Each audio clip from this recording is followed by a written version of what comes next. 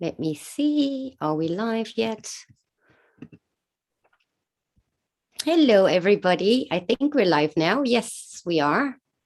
Good to see everybody. Hey, Alara, good to see you. Long time no see. And Michelle, good to see you too. Let me just close a few tabs here because it's a bit busy. And hi, Dennis. Good to see you too. Let me see quickly. Right, there we are. So today we are with Abby.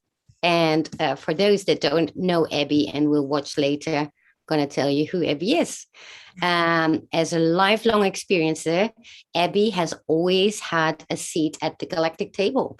And this knowledge of her higher self and consciousness strengthened her connection to the multidimensional beings. Having experienced galactic healing centers, Abby has access to an array of healing modalities through her Arcturian, Lyran, and Elvish connections. She channels blue light, golden light, DNA activation, and voice frequency healing. Her mission is to be a bridge between dimensional beings and source code. As a Reiki Master, public speaker, TV producer, and co-founder of a Raising Starseeds podcast, Abby utilizes multiple mediums to reach people as both a storyteller and a teacher, which is beautiful. And hey, Fearless, good to see you too, and Kelly, and whoever is indeed live. So welcome, Abby. Good to see you.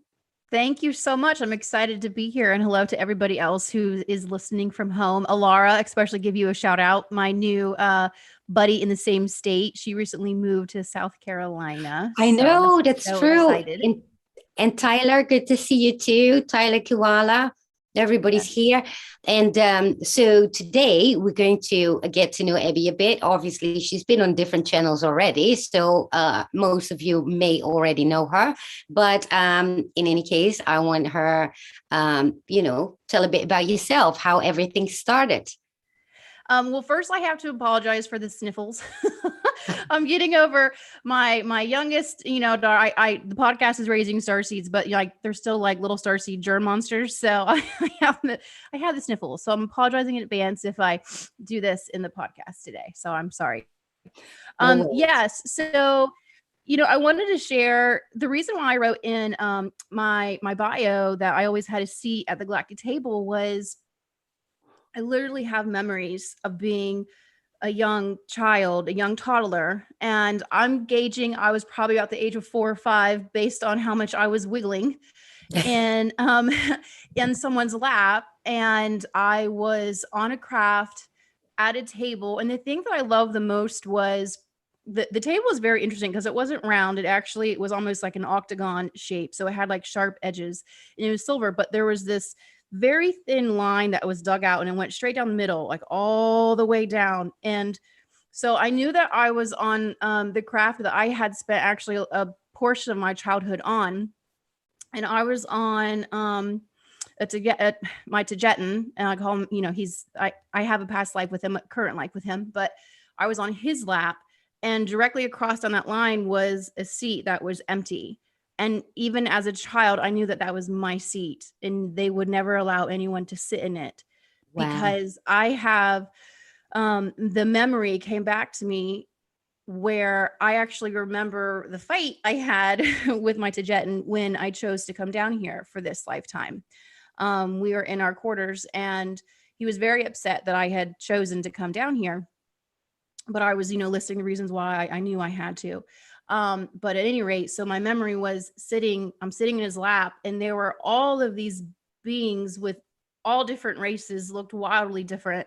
And we were just having a meeting. Now, I don't think I participated in it because I was about 4 or 5, but I was there. And the memory that I love the most was over towards my left, as my Tijetan was speaking, there was a being that he was all in black, but he had like these horns that kind of came back almost like a ram, but a humanoid. And he was sitting there making like little baby googly eyes at me, trying to get me to laugh because I was getting restless. So he knew I was getting bored. So he was interacting with me. And So then how old were you there? I'm assuming based on my lack of being able to really kind of sit still, I would say between 4 and 5, probably lean towards closer to the age of 5. My first memory was going at the age of 3, being taken up, and it was always for DNA upgrades was the main portion when I was that young. It was explained to me that this environment was very harsh and my body was giving out. So they were doing DNA upgrades so that I wouldn't get sick, essentially. Right. So So yeah. then did you perceive that as like your human child? So because, obviously children are very open-minded. And so whatever you present them with, to them, it's not strange. So then where did you come from before that? You mean my life before I was in this physical body? Yes. I was actually on a craft. The memory that I have from that actually it came through. I'm still in contact with my Tijetan. Was I was complaining one day and about how like hard it is being down here, and and he looked at me. He said, "Remember your life before you came here," and he was really focusing, remember, and with the intent of our life was pretty boring. From his perspective, to which it was explained to me, he said, "You guys, we look at you, yeah, it might be density wise, it might be hard, but our souls are experiencing so much growth and expansion by being down here. They look at us as this is almost," and I don't like to use the word because of the connotations, but like a Disneyland. It's like an amusement park because we're giving so many different opportunities to have this growth, these emotional experiences, wider ranges of the human emotional experience. And even for some, there are so many races, and I've seen this in some of my readings, that they technologically became so advanced that they stopped giving natural childbirth. And it's actually something that some races, they're working hard to come back to. They want to go back to having the natural childbirth. So that's another thing that we're able to experience while we're down here, the deeper connection there. But yeah, so from his perspective, so when I was focusing, trying to remember, it was very routine, and what I remembered was we go just from ports to ports, wormholes, essentially making sure that trade routes are intact and that there isn't any, I'm going to use the word buffoonery, but much more advanced than that going on. And we're constantly having meetings and checking in with different delegations and different groups to make sure that everyone's minding their P's and Q's. Wow. So then, so then you get these upgrades, and then while you're growing up, did you keep experiencing that? You know what? I had a lot of when I was younger, when I was a toddler, those were the memories that I had enough the next morning that I was sharing them with my family. I do remember, even, right now, I remember telling them. And the thing that I didn't make sense to me, I didn't tell them this when I was little, was why, he put a screen memory on. Yeah. So he actually had the face of ET. But what didn't make sense to me was why he had human legs. He always wore white. It was always white pants, and they were very crisp, and I could see his shoes because, again, I was very little. But I do remember being having like a railing that I would go to, and it was just all glass and windows. And my favorite part was, this is very cliche because it's very known, but going up to the tippy tops of the trees, because I had huge evergreens. I lived near the mountains, and I loved it because I was so small. I could finally see them from that perspective. So when I would look over to my left, I would see it would be like ET's face, but from here down, it was a white suit and legs, and he would walk. And that never really made sense to me. But I worded it when I was a child that I was going on dates, and it was my boyfriend was coming and getting me. And so it was always about education. All my memory was always about, I heard even from beings other than my Tijetan, it was always, you have to remember who you are. You have to remember who you are. And I know enough from the memory before I came here, that was one of my contracts with them, was that they were going to repeatedly come and get me and be in connection with me, because it was vital that I did remember who I was. So then how did you cope with your peers? Because I remember something similar, not that I experienced that, but I knew very well that I was not from here. For me, it was like, I felt so alien, literally. But for me, the first 7 years, I didn't even remember my life at first. It's only in the past year I started to get memories. But so then, because I had a lot of problems with my peers, as in um, everything that they were interested in, I was not at all. And so, how was that for you? Because for you, especially when you experience these things, that then how you cannot communicate about it, can you? No. And I was really lucky. My parents never once shut me down or laughed at me or scoffed. So that was huge. My mother's very awake and very aware. So, she always had very interesting books for me to go through. So I was never shut down, but absolutely, the memory of being taken repeatedly, that did go away. But what replaced it then was, there was a window of my childhood where I experienced night terrors. And though I wasn't screaming or having nightmares, but I was afraid at nighttime. And I was always afraid of being ripped out of my bed. And so I, purposely had lights in certain ways. I would never turn the lights on. I never went to bed with in darkness. It was like high noon in my room always. I had, like 30 or 40 stuffed animals all over my bed. Yes. And because they were literally my guardians. And before our fuss, I would say, like, you have to make sure my door doesn't shut. You have to make sure the lights doesn't shut off. You have to make sure that I stay under the covers. Like, I would give them jobs, and that's not really normal. I did the same thing. I had like all my stuffed animals, like that I almost didn't fit in my own bed. Yes. yes. And, I found it very interesting too, because I became a stomach sleeper. And I know it's the worst way to sleep, because I just wanted to keep my organs safe. And so I would curl up like this underneath. And I'm actually I'm making some sessions with Laura Van Tyne to really unpack that, because it's like I have two different windows of experiences. I have all this beautiful part, which I know is my family, and it was all about education. But then I have this small little window where some stuff was going on. Yeah, because you were then, I assume, protected, but at the same time haunted. Mm-hmm. Yeah. Yep. And my curiosity never, even though I didn't really talk that much about it to my friends, I talked about it through my research. So anytime in school that I had to do a paper or anything, it was always on UFOs or the Bermuda Triangle or Loch Ness. I mean, every single thing that people didn't know a lot about, or they might even remotely question, because it was something that was so real to me. I knew that in this portion of my life, that was very real. I had spirits in my house. I had spiritual activity outside of the UFO stuff going on in my house. And so I really wanted to dig and explore. And I think that's what led me to become a journalist in college, because I felt, well, with journalism, that could give me media privilege, and I can go and do further research and really find, because I was looking for answers for what I knew to be true. When I was 16 years old, and I began driving, obviously alone in my car, coming home late at night, there was a certain particular spot, because again, I did live in the mountains, that every time I came up to it, it was the top of the hill, I started getting a panic attack, because I could see a ship coming, and it was always a golden light coming out, and then just going right in front of the road. And I knew they're going to get me. I knew, like, I was just like, whoop.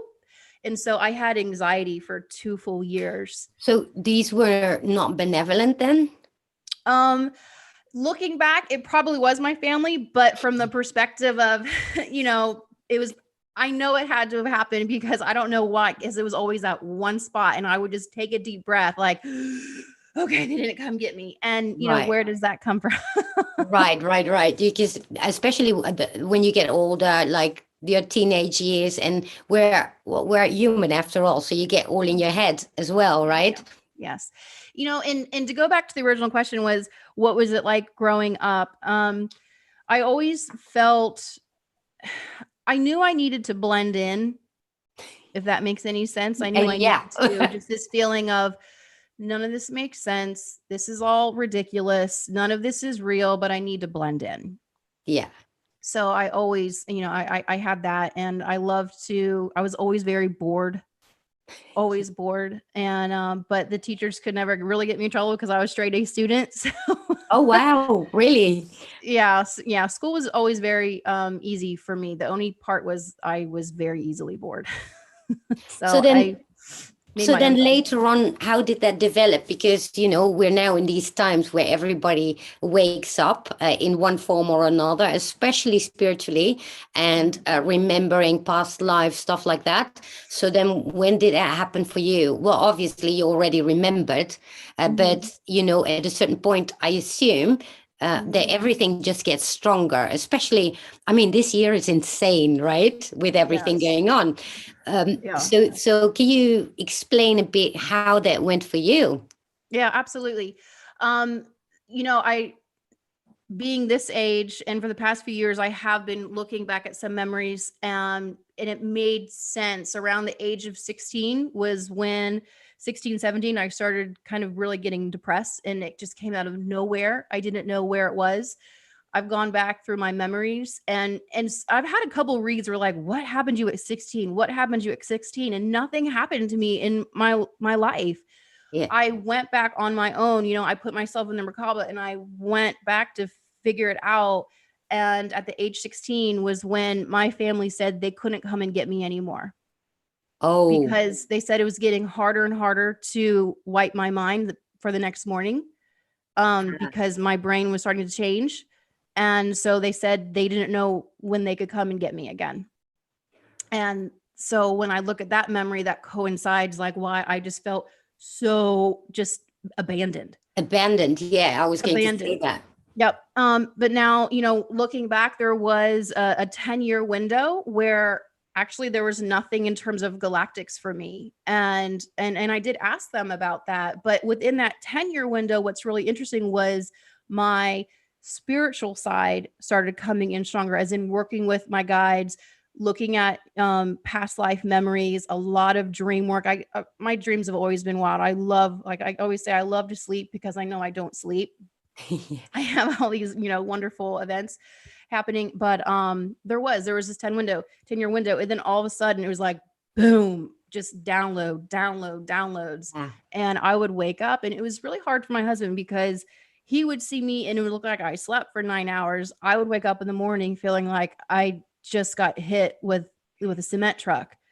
I mean, it was very hard to function. And I actually got the answer, and I did a QHHT session in that's when they said the 10-year window break, because I was having my children. Right. And they said there's no way that I could have handled the energy during that time. So they said, we gave you a break. We just left you alone for Right. Well, also maybe for your Yeah. own personal development, because you need to do a lot of that yourself anyway. Yeah. So and I do recall that same thing, that I would always wake up exhausted my whole life. I had that, but I couldn't remember my dreams, so I'm still trying to figure out what actually happened. But yeah, I guess a lot of us starseeds had that, right? Yes.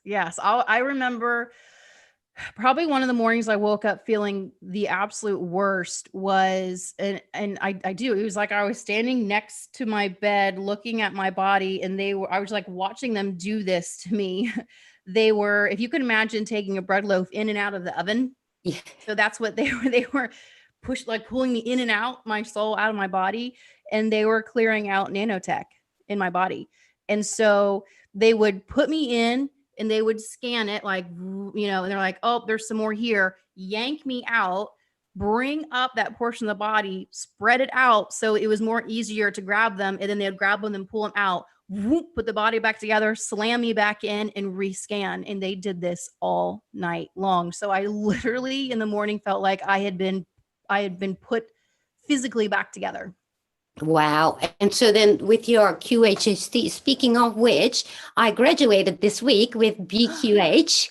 Oh, So congratulations. yes, so I'm going to be a practitioner soon.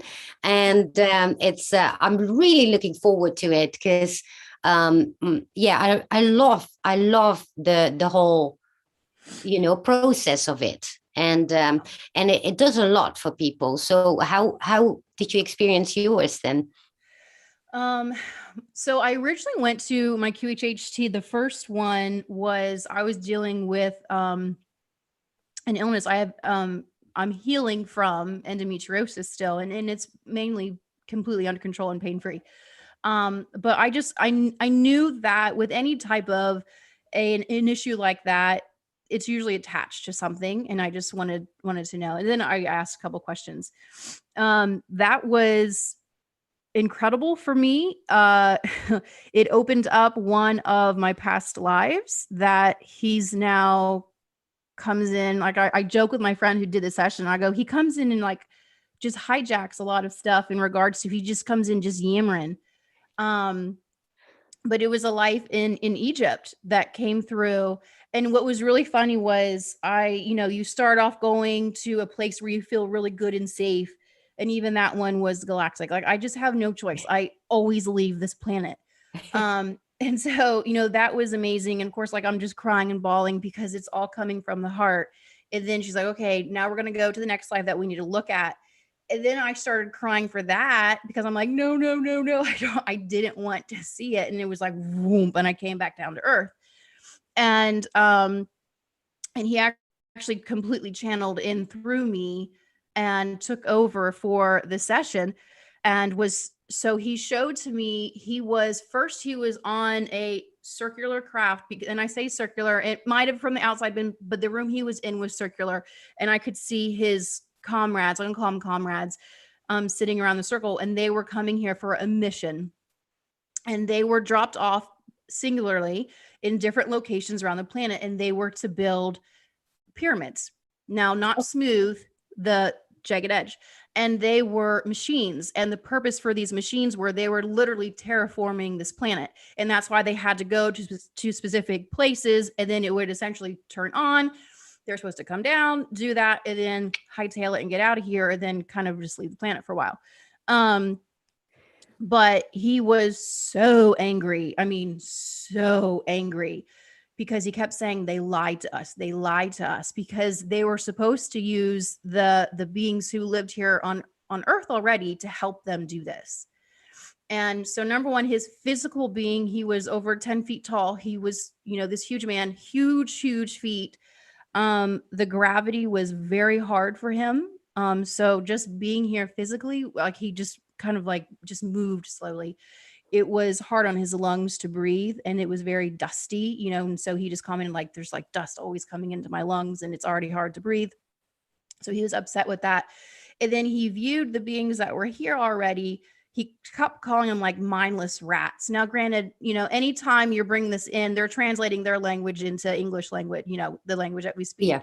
But he called them mindless rats. And he said they're mindless rats. And he kind of, he didn't really cry, but he just got very emotional. He said, I was so lonely. I had nobody to talk to. And they lied to me. I'm just here all by myself. Like, this is hard being here. Yeah, we know. Yeah, I know. Yeah, exactly.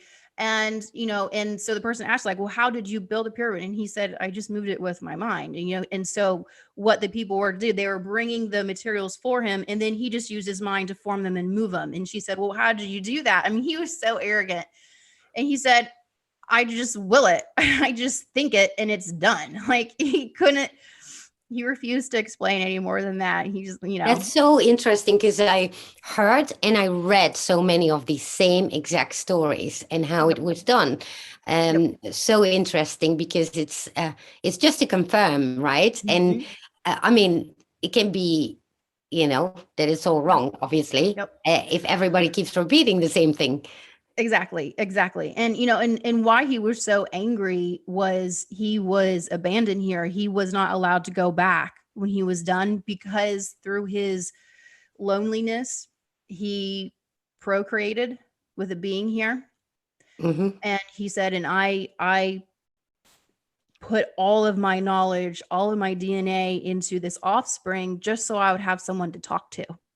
Wow. And he said, because I violated that rule, because they were not supposed to, he wasn't allowed to go back home. Wow. So then what did you learn from that in this life then? Because yeah, usually when you do these sessions, you learn a lot. I mean, I did, and I'm still actually learning from a session I had months ago. That keeps going on and on. So what was Well, that for so you? the main reason why that came through for me was, part of it was some of the blocks that I had put over my third eye, was that fear, because he did allow himself to be looked at as a god per se because of his abilities. Right. But he wasn't special. I mean, that's just what every single person from his race could do. But he allowed himself to be perceived in that way because of those abilities.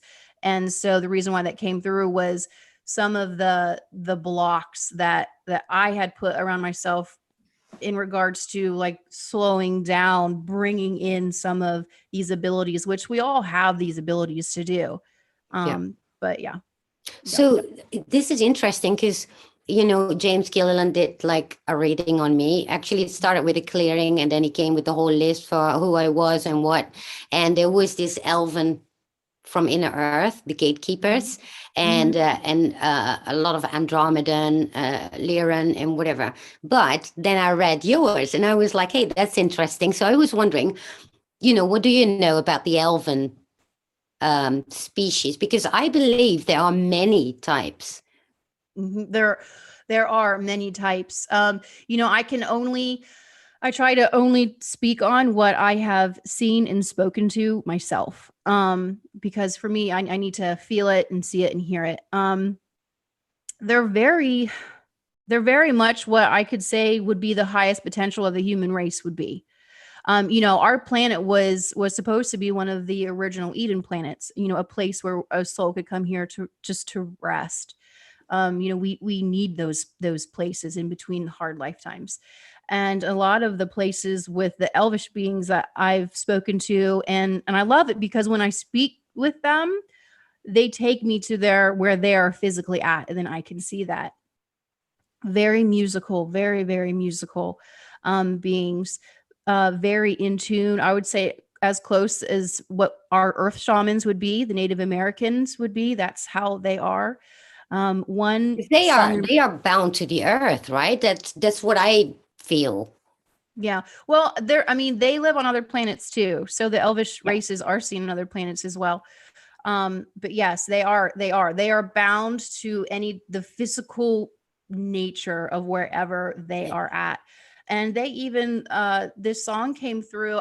Even though I can't, when I'm channeling, when these come through, I can't remember the words, but I remember the visuals that they're given to me and the intention of that. And one was, them walking on their planet, and they just have this song that they all sing, because everywhere, like they were walking and they were caressing like a branch with leaves and just sing the song, and they would go and like cup water, and it was all about cleansing and bringing further healing to everywhere where they're at. That's their main goal, is to always Just be in that balance. it just popped in my head, Snow White and the seven, what they called? Seven Dwarfs. dwarfs. Yes, it Yes. made me think a bit like that. I wonder if they actually took it from there. That they very well could have. And in some elvish beings, I see built, just like we are, very muscular, usually, slender, muscular. But I've seen some that they do have wings. I've seen them, that very tall, like, but I've never really all the way out, but they kind of like drape to the back. So yes, I love their language. So then how have the past years been for you? Because you had that 10-year period where you said that you didn't have any contact. So then what happened? So once I knew I had jumped and I was working back in television again, because that was my background. And the minute I got what would be perceived as, a dream job, I wasn't instantly happy. And I knew, because, well, this is going to pull me away from the spiritual aspect of myself. So when that contract ended, I said, okay, I have to do this. I need to figure out how I'm going to work with this within my life. And so through that, I entrusted, and I knew with my guides that they would line something up for me. And right away it was a Reiki class came on. And so now I joke like Reiki is the gateway, is the gateway drug to opening people up. Cause everyone who I know who has given, and they have awoken with that, they all do Reiki. I don't know what it is. It's because you're turning on the energetic body that you're living within. Yeah.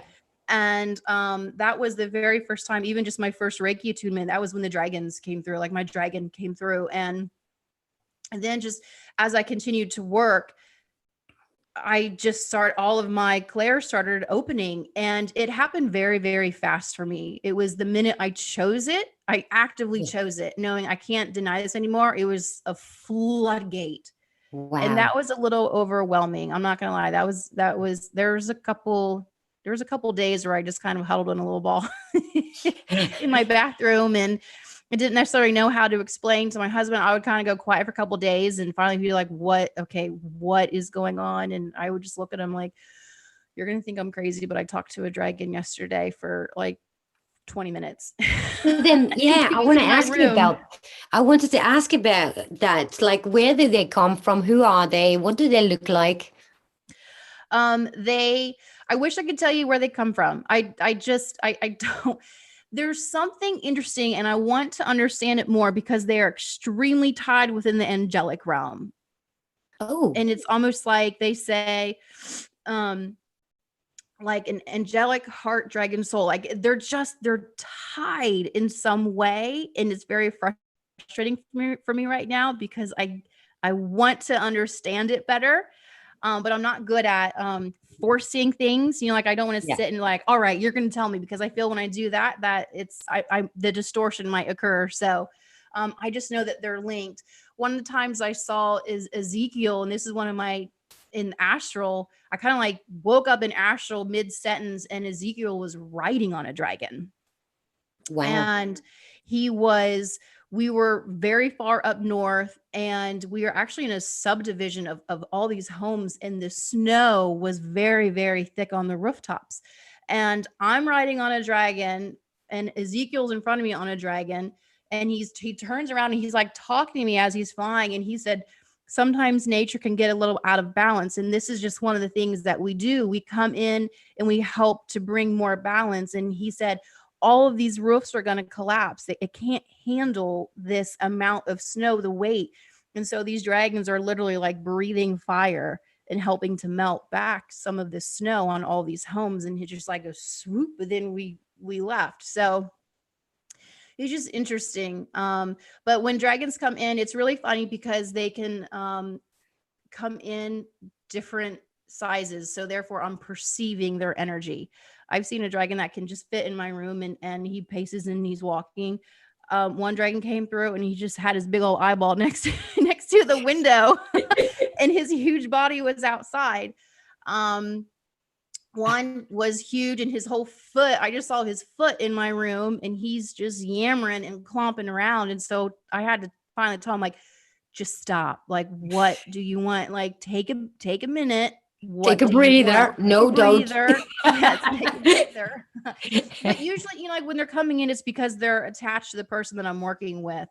And more than not, they've had a lifetime where they were very close with them. It was explained to me from one dragon. I see him a lot. He's my mom's dragon. I love him. I see him a lot. And he explained it that because they used to be here, they used to walk with us equally. And, but another race came onto this planet, and they were literally just eradicating the dragon race. Oh, wow. And it was extremely hard for us because this other beings that came in, we could not fight them off. And it was literally like a piece of our soul was being killed when they would kill them. That's how tightly our connection is with them. And so he said that we could see that it was hurting us. So they left. And they really said that we went out of our vision of knowingness of them being here. And he said, this is why myths are usually not myths, are they? No. Yeah. Yeah. No, I actually don't. I believe that every single myth is rooted in truth somewhere. Yes, I think so too. Yeah. Yeah. Yep. Wow, that's so fascinating. Yeah. So, a lot of times when they're coming through, it's just a message for whomever I'm working with. And, some people, they are close in this lifetime of humans because they've had a lifetime both being dragons. And so I've seen that connection as well. So, So then would you say they are more into like a higher density, in a different density than, or in another dimension, so to speak? yes, it's like they're there, they're here, but we can't grasp them. My son is very close to his dragon, and when he was younger, he would get a little emotional because he he was very sad that he could not physically be with his dragon, and his dragon was equally sad. Wow. And he would say that he would come, and I've seen my son's dragon. I actually just saw my son's dragon a couple years ago. I was down in Mexico, and I was attacked in astral the second night I was there by a lot of dark entities. And the next morning when I woke up, I looked out on the balcony, and curled up around our balcony was my son's dragon, and he stayed there for the rest of the entire trip. Wow. So right now, how I work with dragons right now in my life is they are our guardians, our protectors. Whenever we go on an airplane, I call in dragons, and I have dragons fly on either side to keep the plane up in the air. When we go on long trips, I put a dragon on the roof of my car to protect it. Here at my house, there's one dragon that she comes through when we're needing it, and she literally stands guard outside of the house. Wow, that's so cool. So then how did it develop further? Because, It's like anything, the more you do it, you're using a muscle. Yeah. So and I've also noticed as well, when I'm working on someone, every single session is completely and totally different. And what comes through for them is the level of awareness that they are at and ready to perceive. Right. So, I could have someone who they're really not ready to accept anything beyond, okay, I believe that my grandmother or my aunt who's crossed over could come through and give me a message. So perhaps I would just have one or two of those, and maybe one guide. And then I can have another session where they are very galactic already, and I'm channeling pure star language the whole time. So I do a podcast with Heidi Pop for Raising Starseeds, and in the intro video, that language of the background is a star language that I had channeled for somebody. And if they're giving me a language and I'm actually speaking it, it's because, and they will explain this to me, they just need to hear this language because it's going to bring in a memory. It's going to unlock something and awaken DNA within them. Wow. Yeah, I can imagine that. I totally can see that. By the way, hey, Mariam, good to see you. And Christina Love, long time no see. And lots of people there. Good to see you all. So, if anybody has questions, just put them in the chat and I will ask them to Abby. So then, so then you got back to your galactic family, I assume, back into, connections. Yeah.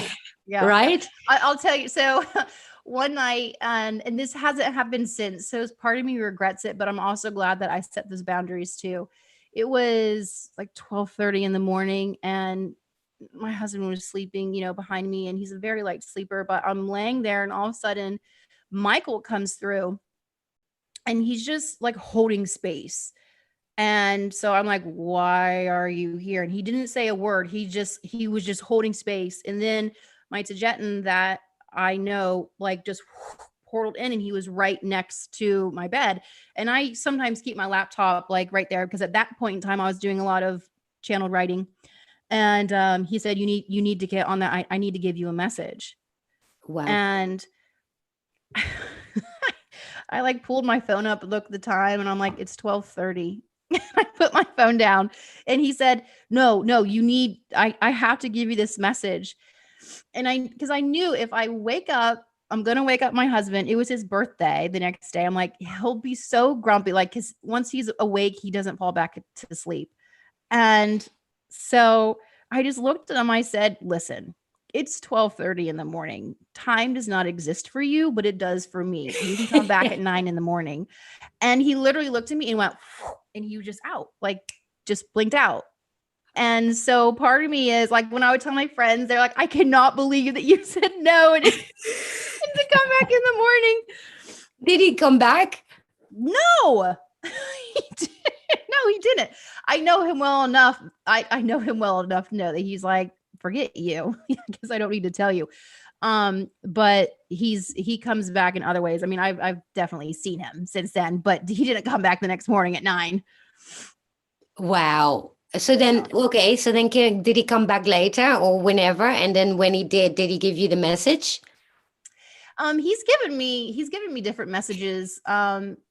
It's really interesting. So our consciousness is shared. So, the closest thing for me to say is he's my twin. So I know how to connect with him. And then when I see where he's at. Like it's not just seeing his face or like hearing his voice. I literally can see physically in the background where he's at when I'm speaking with him. So it's been really interesting because I've seen his living quarters. I've seen the control room. I've seen a lot of hallways. He does a lot of walking around the ship.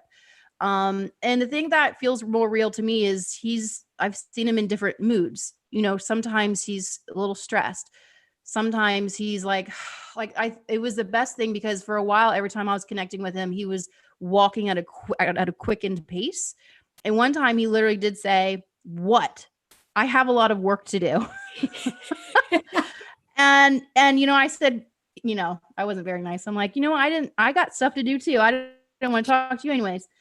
But I loved it because I knew that they were doing a lot of work. So about 2 years ago, they were working really, really hard on bringing down a grid that was around the planet. And because one time I connected with him, but I was just up there and there was this huge celebration. Everyone was just hugging each other and screaming and whoop, whoop, and doing this. And I only stayed there for a couple of seconds because I felt like I didn't do anything for their celebration. So I just backed out and didn't talk to anybody. But the following day, I did get the answer. And he said, we brought down a major grid. Wow. So they were celebrating.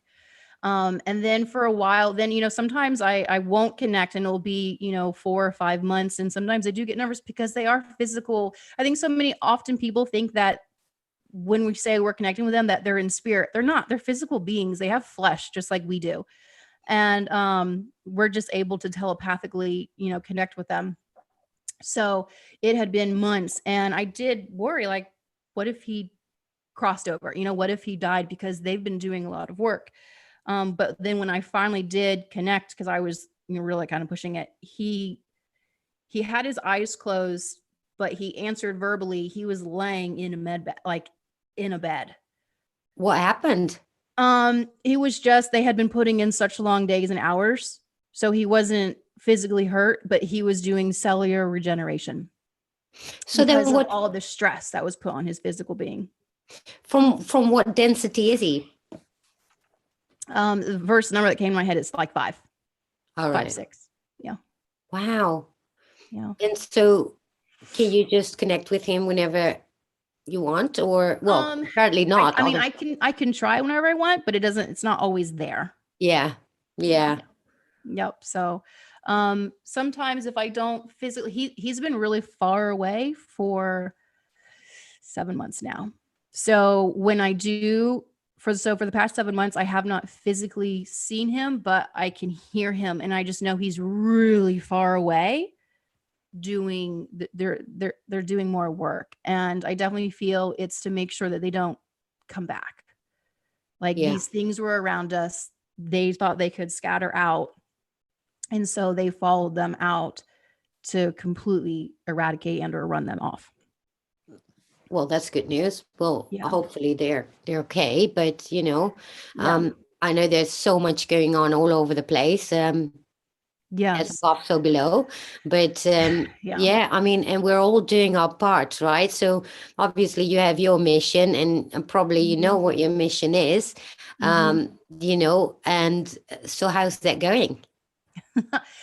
It's, I'm actually kind of doing it right now, and I've known for a while that one of my missions is to, again, to be the bridge, is to use my voice.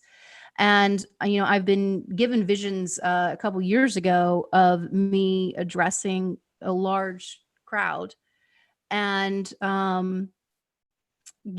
helping to introduce a being, Oh, because wow. they were physically here, because it has to come through us and from us. Yeah. And that was one of the reasons why we chose to incarnate down here. Was, we're all getting our memories, not all, but this, we're getting our memories back of who we are, why we're here. And there's a reason for that, because when the I don't know why I want to say the worlds collide, but when that does happen, it's still going to have to come from us. Yes. So to help everybody else feel comfortable. And that is, I had this vision for a friend. She wanted to know like something in the future, and all of a sudden I saw this huge craft, and it had landed, and it was almost like a permanent installation. It wasn't like, oh, just land to say hi. Like, this was like now set in stone, a permanent thing, and it had this very wide ramp, and I saw like 2,000 humans in line, like going out of it, and inside was a healing room, like with all these beds. And the reason why this this person was working inside there was because she came down here with the memory. Like, when she saw these symbols, it was just like something woke up. She knew how to read and work with these beds, and it came through. It was very important that the person who interfaces with these beds to run them, they have to be telepathic. You have to work with them. You can't just mindlessly drone in and hit buttons. It doesn't work that way. But again, it has to come from us. So she was taking in small groups of people. I saw, like, there was one room, 10 to 15 humans were there, and they were just explaining the process. Okay, we're going to come into this room, yada yada, this is how it's going to work. And then her going, and someone laying there, and then her telepathically interfacing and working with the bed to do the healing.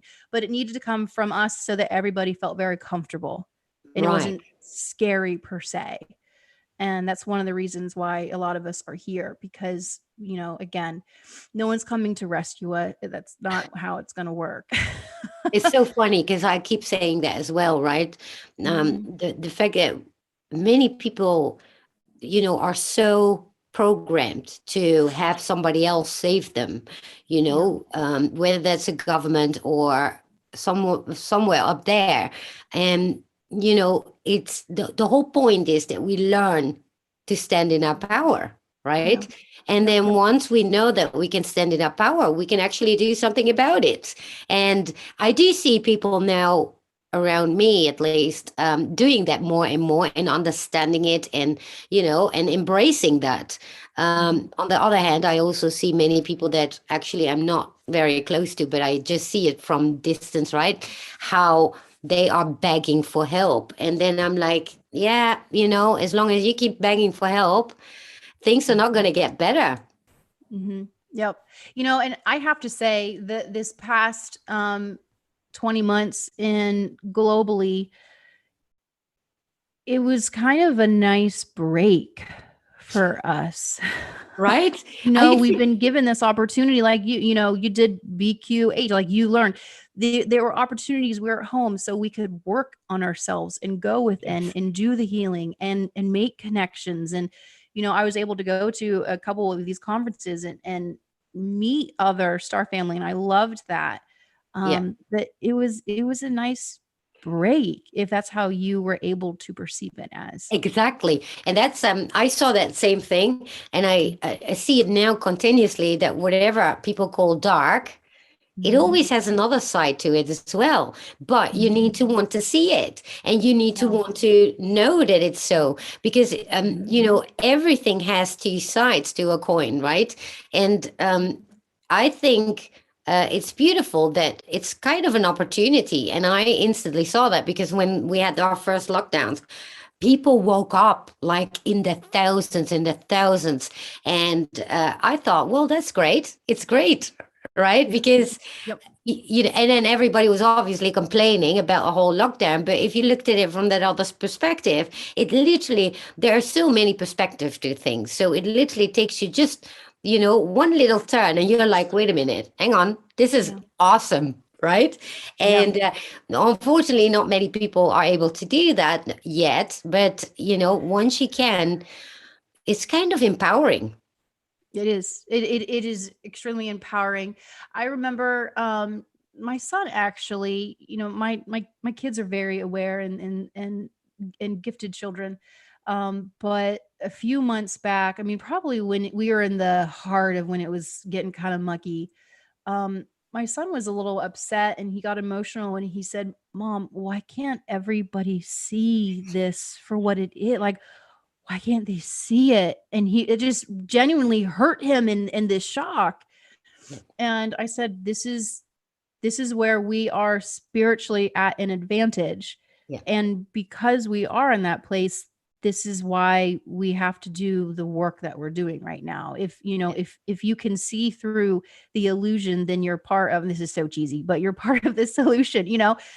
There's a reason Yeah. why all of us could not be brainwashed during this time. It literally, it was Well, never going to happen. you know, I'm actually flabbergasted people still have a TV, but then I get that with those that are not awake, but I don't get it with those that are actually awake and then still keep that TV there. Because what's the point, right? You can do so many other things when not having a TV. I haven't had it since what, 2014, and I don't miss it one bit, but not even a little bit.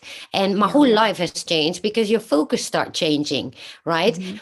And the point is that if you're gonna, you know, you have to choose your focus point these days.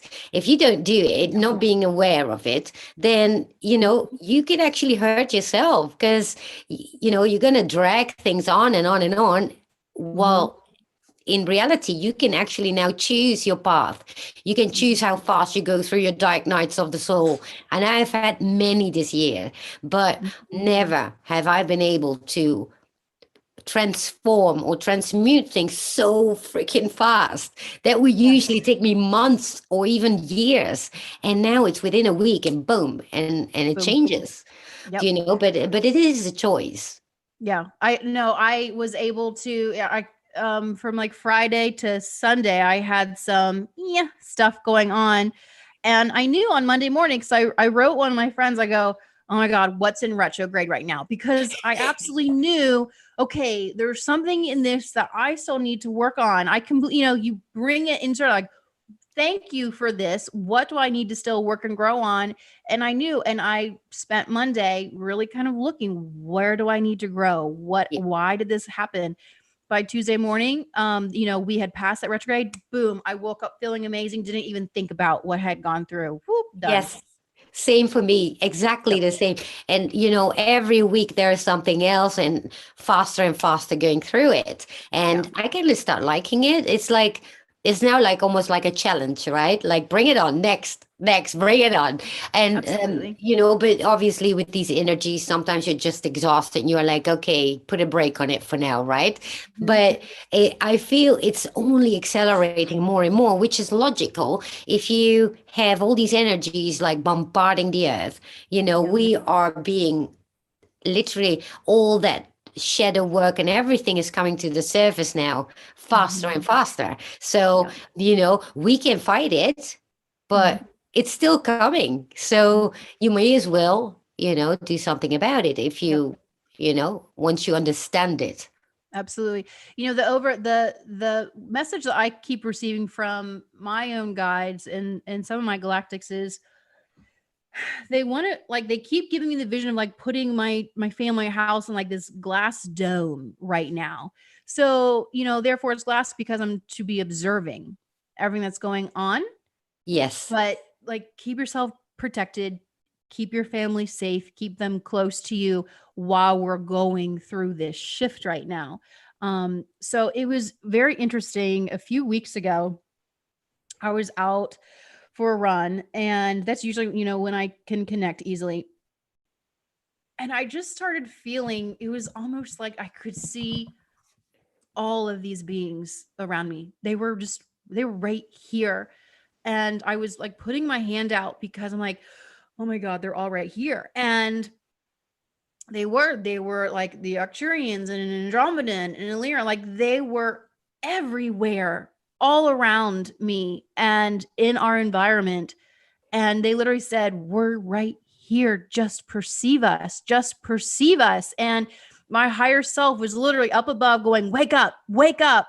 And it was very emotional. I'm not going to lie. I just kind of, my eyes filled with tears because I'm like, I can perceive them and feel them. Why can't I just see, like physically, when I say see them, I mean physically with density in their bodies. It's very Yes. frustrating. It's very I have the frustrating. exact same, like within, I know that we're being surrounded by them. I just Mhm. can't see them, right? Yeah. And, but it does indeed feel like that. I also feel we're being attacked more Mhm. psychically if we don't watch out because, and it's indeed what you say, it's about observing, right? Mhm. Observing is so important right now. Mhm. We want to judge everything, but everything literally changes by the day.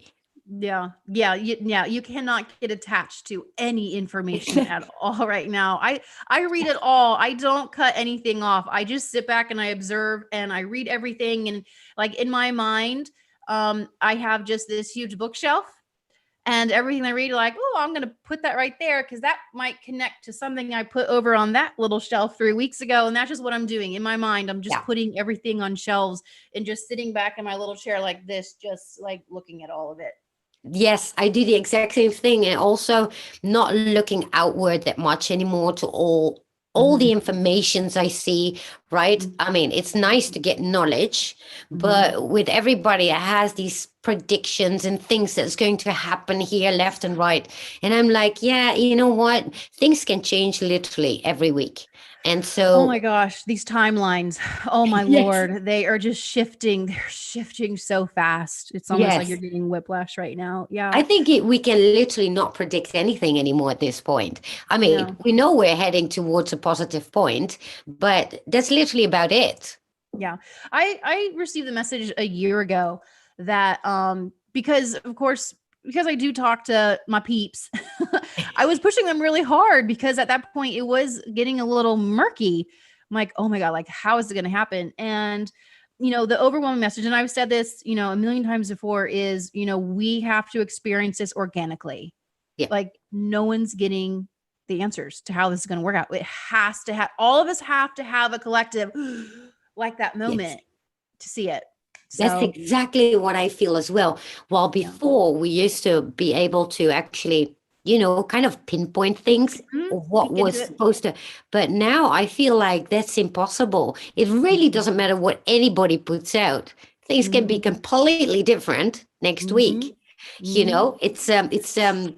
And I think I think indeed this is so we become more trustworthy of ourselves. We go more inside. We start getting in that power because, it's literally all you've got. Literally all that you have right now. Right. And Yes. Yep. it's kind of beautiful in a way too, because I was like very stagnant like a week ago. I've been through, I went through it, thank God, because I was so frustrated that I couldn't get out of that stagnation. But then when I got through it, and I was like, wow, that was easy. Although it wasn't easy at all. It was, oh my God, the tears I spilled with that and letting go and releases and stuff, and I literally did a rebirth last week from myself, my own new self that came out. Mhm. And everything changed. But then I thought, this is exactly because I couldn't even, that you tend to then, when you are stuck, whatever, you tend to look outside of yourself to see if can find. There was nothing. I literally was stuck with myself. And then I realized later, that's exactly what needed to happen, because otherwise I would have distracted myself. I would have gotten something, I don't know, just shove everything under the carpet and not move on and not learn from it. But I actually Mhm. did.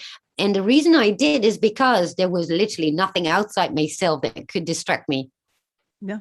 That's huge. That's amazing. I was just telling a friend, I had a huge aha moment 2 weeks ago, and it completely shifted everything. It's so easy for all of us who are so empathic and sensitive. We're getting bombarded because all of us, we're like these antennas, for the collective, what they're feeling. And here locally, they were doing a lot of unconstitutional, unlawful acts, and it all impacted the children. Yeah. And, and I know that one of my missions is for these starseed children, these kids coming through. And I was very upset. It impacted my physical well-being. Like, I suffered from migraines. Well, I had like 5 straight days where I was nauseated with migraines because I was so enraged. And, I was working on like all these like different mom groups, local groups, doing all this and trying to help people. But it wasn't impacting my children at all. Like, I had already removed my kids out of that system. I had removed them out of it years prior. And so I just had this huge moment of, why are you putting yourself, like, why? I didn't choose this. I removed my children out because I was trying to help all the other moms. And it just realized this is what they have to learn, because last year when they were doing all this same unlawful stuff to their children, they went with it. They allowed their children to wear the brunt of it. Now this year, they're like, oh, wait, okay, now we've had enough. And it's great because they woke up. That's a beautiful thing. Yeah. But this is their lesson to learn now because of last year. I removed my kids years ago. So it's kind of like, I just removed myself. Okay, I don't need to learn that. I already did that 2.5 years ago. Yeah. And, I think it's for all those of us who are so sensitive, we feel the heartbeat of the planet, of the collective consciousness, and we want to just be of service where we can. But sometimes it is where we do have to step back and like, okay, I didn't choose this. I didn't choose this timeline. And other people need to learn in their path.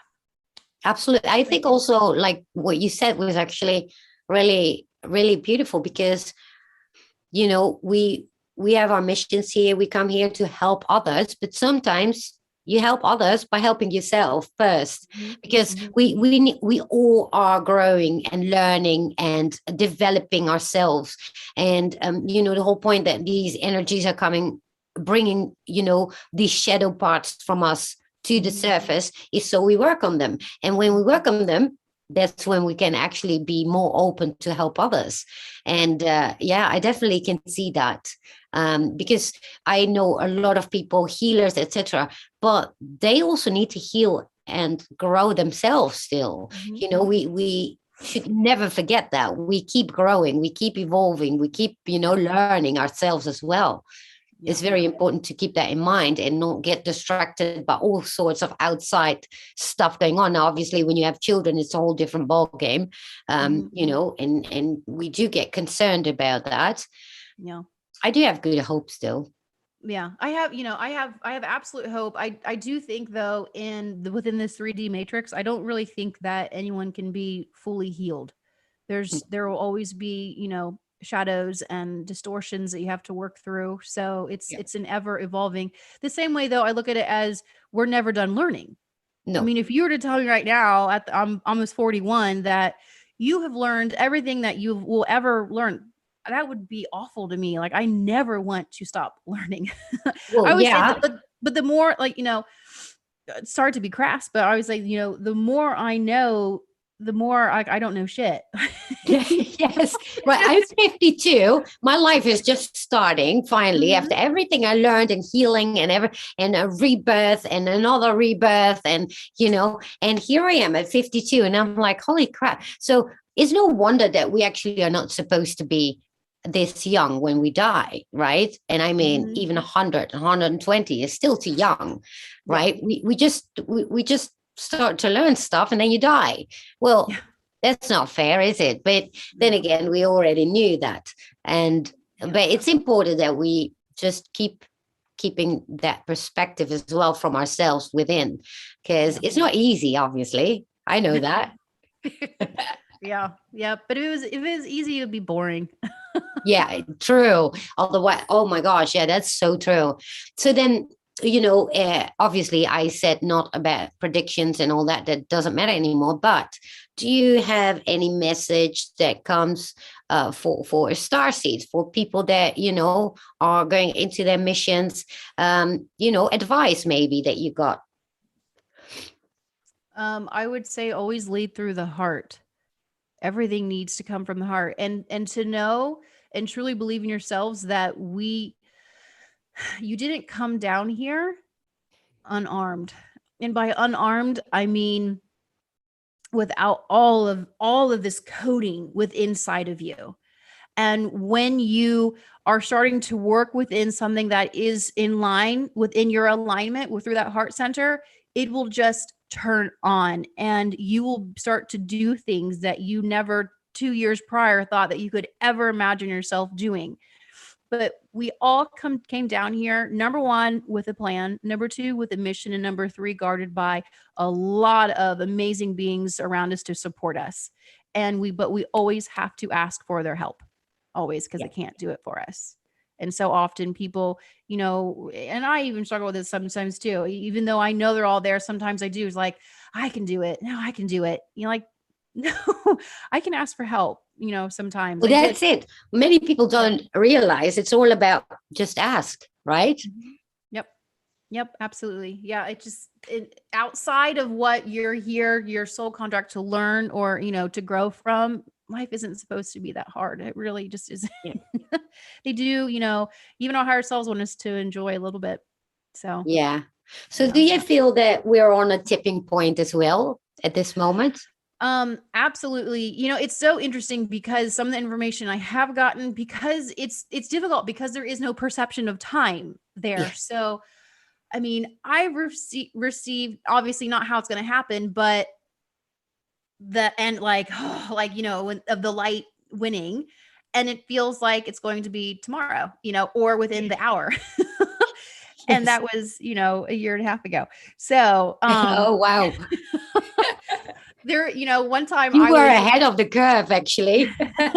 one time I was, sometimes the visions and the emotion comes in so strongly that I physically react to it. So I was out, again, it was, out for a run, and they came in so strongly. They said, "Oh, waves coming." And it to the point where I'm out on this country road. I just ducked. I literally hit the bridge because it came in so powerful. And, then obviously when the wave didn't hit me, I was kind of looking around, and then they proceeded to talk to me, but they were showing me the wave coming through space, through our universe. And it was energy. It's an energy wave. Yeah. But again, like, it came through so forcefully that I just ducked and hit the That's ground. so funny. But I do believe there's this tipping point coming. But I think there are many tipping points, actually, because then I realized, hang on, it's all about layers. It's all about layers being unpeeled in order for the light to win, so to speak, right? So then it's every time there's this new layer, only to get it lighter and lighter and lighter, right? That's a bit how it feels now. While before I thought it's going to be like boom and everything is light. Well, yeah, no, that seems a bit now if I look at it, I'm like, yeah, that's a bit not realistic, really. Yeah. Well, so I'll give you an example of what I think what you're talking about is, some people have been saying the med beds are coming, they're going to come out first. And I really thought about this, and I was talking to my kids about it. I said, until we have more spiritually awakened, number one, some of these they won't work. They just won't work unless you're more spiritually attuned. But number two, I said, can you imagine? Okay, a populace is told that there is this bed that I know what's coming. Yeah. Heals everything, and it cures cancer. I mean, everything. I said, do you understand the madness that would ensue? Parents will do anything, especially if they're a sick child. There will be guns. There will be mayhem. It won't work. And my one child picked out. He said, "Yeah, if you're not spiritually evolved enough to understand that, for instance, let's say smoking, brings you cancer. And if people say, oh, I'll just go in med bed and heal everything. And then 10 minutes later, they're out smoking again. Like, he said, you have to, kind of like understand. But at any rate, I was just more like looking at, there will be mass mayhem. People will do literally anything to save their loved ones. And well, not only people are lazy. So what happens then? They think, oh, quick fix. And what's easier than a quick fix? Because then you can continue doing what you did. And, and that's the whole point of it. You won't learn with it. If it would be there. And I thought about it too, because like in September, my mom was supposed to go in a med bed. Well, it turned out it wasn't even a med bed. They sold it as a med bed, right? And so once I figured that out and I told her, and she declined the appointment. But then later I thought about it and thought, well, it's not even logic. People are not ready for it. Just like they say the whole massages are, people are not ready, right? People are not ready to, I think the whole system first needs to collapse in the first place. Without a collapse, you cannot rebuild upon an old structure. No. Unless you're a really good architect, but then, it's not going to really. Well, and you can't rebuild it on a bricks made of lies. Like you have to unpack the true history of it. I mean, if they're going to do this, it needs to be the whole kit and caboodle. Yeah. I even just to what we are as a species. Yeah. Yeah, and also, don't they say like rising of the phoenix? Isn't that after everything is in rubble? Well, obviously, we don't have to die all of us in order for that to happen. But I do believe there's going to be something, that is, I wouldn't call it destruction because it's a bit of a, a negative dark word, but rather things need to collapse in order to rebirth. Yeah, they have to intellectually collapse. Yeah. So, the vision that I had when I was looking at like my highest timeline, like in this lifetime, what the Tijetan was coming in to explain to the people was our true history. That's what it was. It was a lecture on our true history and how our species came here. Yeah. And the true history of the planet. And, and I could feel the energy from the crowd. They were still in a place of, they knew that they had been lied to and they accepted it. Like I could feel that. Like, so they were every single person was open and ready to receive it. But there's still a place of like that, like, okay, tell us. So I think also because that would actually, it will still be a real big shock for a lot of people that you are you are your own savior. And then, and because you haven't integrated that whole, that concept yet within you, then it's going to be, you're going to feel like lost, I guess, if you haven't embraced that idea yet of, that we are our own saviors, we are the ones that, are going to change the world ourselves. Many people will actually freeze, I guess, when they realize that. So I actually did receive a vision on that. It was people, because sometimes I remote view sometimes. So this was a remote view, and it was just an average street, and people were walking down. Something happened. Something major happened where people were like, like this, and it was like collectively everybody in their brain, in their heart went to such a place of fight or flight, that's where we just shut down. You can't hear anything because it was just such a shocking level of information. And I don't know what it was, but it was just collectively people going, and they're getting ready to freak out. And then just like, boom, all of these craft came in, like literally like butt to butt.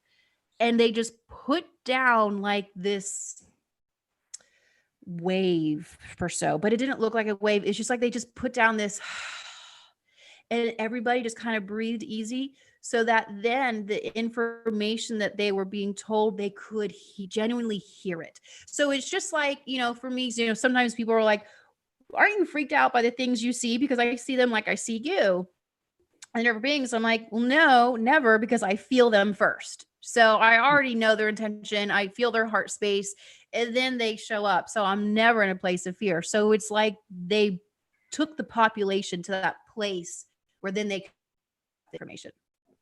Yeah, I think, well, obviously they won't come save us, but they can temper things. I think they weren't the ones who are giving us that information. The information was coming from our own people. They just helped to like hold this, again, just holding space. Yes. I think they are doing that with nature at the moment as well, which is going wild with volcanoes and earthquakes and stuff. I do think they are tempering it, so to speak. Yeah. I hope so. I've had people keep reaching out to me because the volcano is supposed to collide into the ocean, and then it's going to hit the East Coast with a tsunami. Yeah, La Palma, yeah. La Palma, yeah. And it was really interesting because about 4 years ago, my two of my children were having a lot of tsunami dreams. Oh, wow. Yep, to the point where because I live on the coast, and to the point where we were, as a family, looking to move to Colorado, up in the mountains. Like, we literally spent 8 days touring touring schools, neighborhoods. And then it was about 7-8 months later, it was just like we collectively, the kids and I don't know, understand this. I was walking on the beach and I just felt it closed down. Yeah. It just closed. That timeline closed down. And I looked at the kids and I said, I think the timeline just closed. That's not going to happen. And they both felt into it, and both of them said, yeah, it's not going to happen. Like, they both agreed. They couldn't feel in their heart that was something in the future. I had myself the exact same thing a few times, and I thought, "Ooh, this might gonna happen. This might happen," and then it changes all of a sudden. This is why before I said, we can literally don't predict anything, because next week it can be completely different. But I had the exact same experience, and all of a sudden it was like out of my system. Like, no, that's not going to happen. Like, well, a week before, I definitely felt it within, right? Mm-hmm. It's amazing. And this is why I'm saying, like, we cannot, and I do believe this is exactly happening, because we cannot be, I think everybody in themselves has kind of this intuition, right? That's something, a premonition kind of thing, right? But this is the brilliance of it, that all of a sudden the premonition is gone. Like, it will never happen. And this is what actually brings us to starting to stand in our power. Because if we cannot predict anything, even intuitively, or just like a hunch, whatever, all we have is being the now and being with ourselves. And I kind of like that idea, because I think that's exactly what is happening for this reason. Yep, I agree with you. And, especially, I always, whenever I'm in a place where I'm feeling discomfort or unease, or, if I'm like wanting to look too far ahead, I instantly just look at nature. I just do. And that is my heartbeat for what's going on with the planet and Gaia. And it forces you to be in the now, because they just are. They have not changed any of their ways. They are happily, like, they have no idea that we're in this psychological information war whatsoever. And that brings me joy, and that brings me back into that heart space where we all should be. And the only thing that I control is my here and now, right now. Yes. And how am I doing that? Mm-hmm. I like it. Geert said in the chat, like, it's been canceled. It's exactly what it feels like, that things are getting canceled. Things that you felt, things that are, your premonitions, they being canceled. And, it's beautiful. And yes, we need to be in the now. We need to be with ourselves in the now, and, be in that heart space, exactly like you said. Yep. I mean, and I closed down my books for months there for doing readings and everything, because I just isn't right now. It is. It's like everybody needs to be going within and kind of, growing and feeling this out, where they can. Obviously, like I help out my friends here and there where I can, but I just wasn't pulled there for a while. Like, so I just closed down my books. And so, Yeah. yeah. It's funny how these things like, predicting things for even individually, right? Yeah. You can Yep. throw them all out of the window. It's all about now healing. So if you, as a healer, forget about the predictions, Mhm. just start, giving the messages of what somebody, needs to do in order to start being Really. in their own power. Absolutely. Yep. Yes. And that's, where they shifted to. I went and I loved it. I went and saw my mom because she wasn't doing well at the time. And, usually some of my sessions when I'm doing the healing, I'm doing a read as well. And I just focus on just the healing, just the physical healing, bringing in the different light modalities and just working with the electric body that we are, the light body that we're in. And it felt so good, and just focusing just on that aspect. Yeah. So yeah. Yep. Yeah, that's beautiful. I want to close off with that because, we need to stay positive. We need to, keep forward, looking forward to a brighter future, but it all starts here and now and within, right? Mhm. Yes, So, absolutely. do you want to tell people where they can find you? When do you have your podcast and everything? Yeah, absolutely. So for me personally, you can find me at Auric Ray, AURICRAY. That's my own personal website for the work that I do. And then my podcast, I started with my friend Heidi Pop, and it's Raising Starseeds, and we're on YouTube and we're on Rumble. And Right. we both just felt drawn to be a place where parents around the world can come and find other parents and just have a voice and gain knowledge and insight into these incredible star seeds that are being born here, because they are the next wave. And that for me is why I know that the light has won, because all of these incredibly gifted souls that are being born and coming here right now, it's incredible, and they're coming in with so many memories intact. Yes. I, Yeah. I actually look at the younger generations, the children, they're so much wiser than us because they Mhm. literally are born with the knowledge already. And, I love watching them. Those younger people that they're so wise. It's amazing. Yeah, it's beautiful to look Yeah. at. Yeah. So I put it in the chat, but it's also in the descriptions for those that are going to watch later. They can find you there. Is there anything you want to say to the audience other than where they can find you? The only thing that I'm going to leave with is knowingness that the light has already won. It's already done, and we're just here to perceive what's going on, how this is going to be played out. I have no worries. I'm actually really excited. I think I'm one of those people, I enjoy watching everything crumble around, because again, from ashes comes rebirth. And I'm so Yes. excited to see what we're going to do with it. And we are, one thing is, so many people are coming into their missions right now.